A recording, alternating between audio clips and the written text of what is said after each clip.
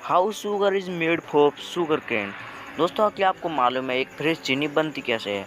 दोस्तों, आज की इस वीडियो का हमारा यही मकसद है कि आज की इस वीडियो में हम पता लगाएंगे गन्ने से लेकर चीनी के बनने में कितना टाइम लगता है, कितनी हार्ड वर्क से गुजरना पड़ता है।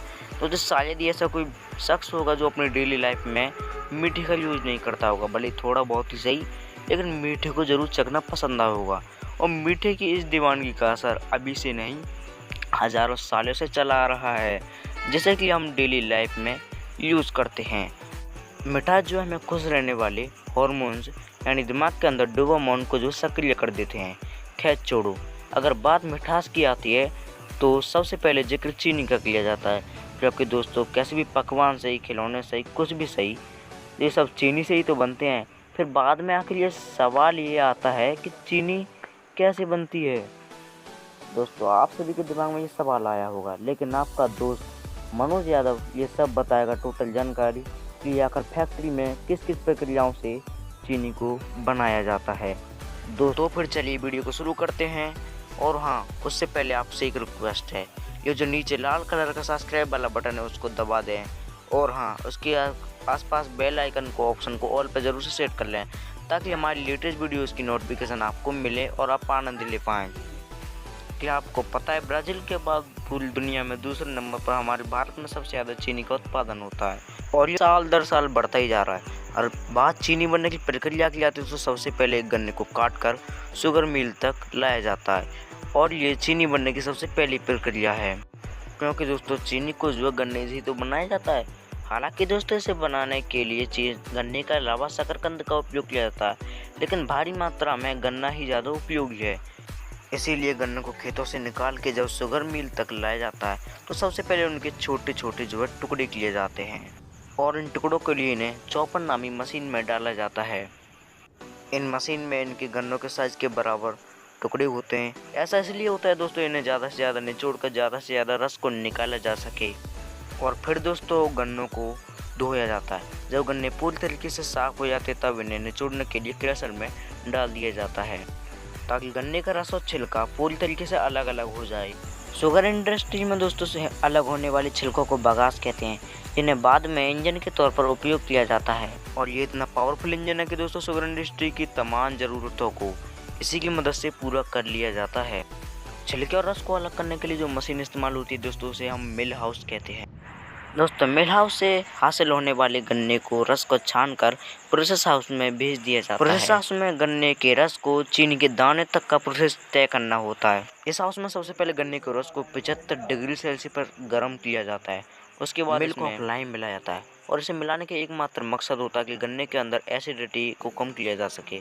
तो गन्ने के अंदर थोड़ी हल्की फुल्की एसिड की मात्रा होती है, और इस अम्ल को मिलाने के बाद उसके अंदर एसिड की मात्रा कम हो जाती है। और उसके बाद इसको 104 डिग्री सेल्सियस पर गर्म करने के बाद इस रस को क्लैरिफायर में डाला जाता है, ताकि इस रस में तरह तरह के फूड क्रिएट केमिकल डालने पर इसमें इम्प्योरिटीज जो है नीचे बैठ जाए और हमें साफ शुद्ध रस जो है ऊपरी सतह पर आता हुआ दिखाई देता है। यहाँ के बाद जो है इसे सीरा बनाया जाता है। तो दोस्तों, साफ रस जो ऊपर आ चुका होता है, और इसे सीरा बनाने के लिए इम्प्योरेटर मशीन में डालने पर 104 डिग्री सेल्सियस पर गर्म करने पर इसमें सारा पानी जो भाप बनकर उड़ जाता है और हमें साफ शुद्ध सीरा प्राप्त होता है।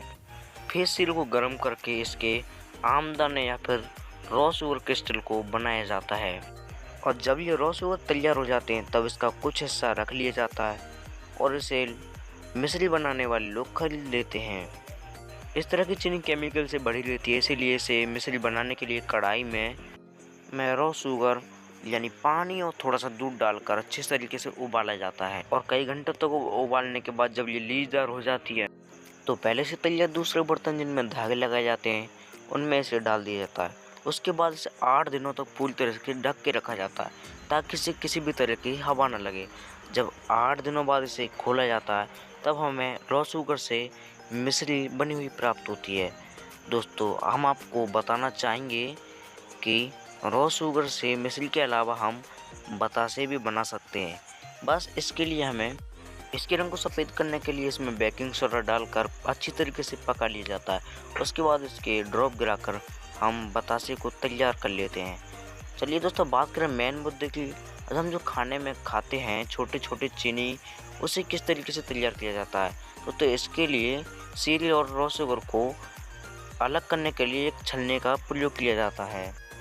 दोस्तों इसी सीरियल को हम मोलासेस कहते हैं, जिसे हम कई तरह के प्रोसेस से गुजार कर कई ग्रेड की चीनी बनाई जाती हैं और आखिर में जो मोलासेस बचता है इसे फाइनल मोलासेस कहते हैं और ये शुगर इंडस्ट्री के लिए बाई प्रोडक्ट होता है।